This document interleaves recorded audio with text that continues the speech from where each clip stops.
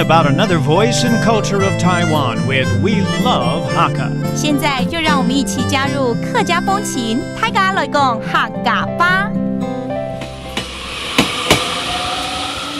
Hey, what's up? It's time for Hakka training here on ICRT. I'm Joseph Lin, and this month we're taking you to Kaohsiung and a district called Sanling District. Now, the word itself sounds like it's in the woods, and I'm sure it is very beautiful. I'm sure Leo will take us on a stroll here. 今天呢，我们带着大家坐火车到高雄，然后转车到山林区。而山林怎么听起来像森林一样啊？我相信这边呢有很多自然风景的美啊。待会儿 Leo 呢会带我们去逛逛喽。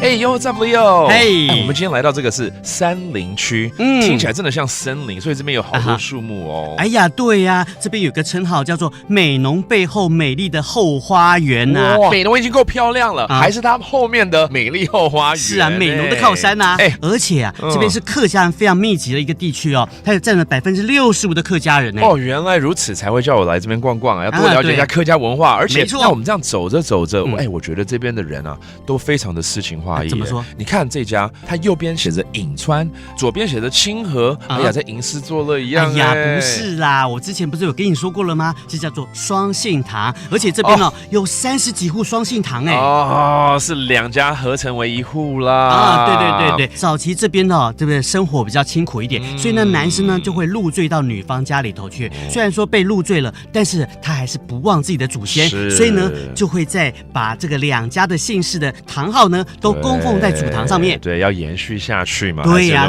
那这边有很多这种双姓堂号的意思咯。对啊，就大概有30几家。哇，我要拿出纸跟笔，我把所有的堂号写下来，搞不好我还真的可以做成一首诗哎。哎呀，你要把它变成拼图是不是？对。好，那你忙喽。来 ，Let's go。There's one area of Kaohsiung that's truly rich with Hakka culture.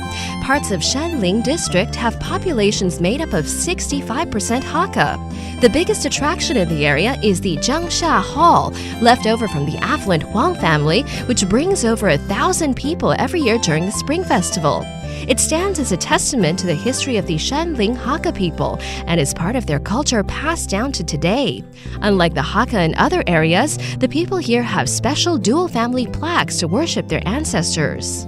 So let's have Leo teach us some of these vocabularies, such as the garden. 刚刚讲它是美浓的后花园嘛，花园怎么说？法眼 ，That's a garden. 然后大家都是搬家过去的，对不对？搬家 moving. 搬屋 Okay, and now you know that is today's Hakka training on ICRT. 什么太嘎？按字 say 张来了。客家风情由客家委员会监制。We Love Hakka has been brought to you by the Hakka Affairs Council.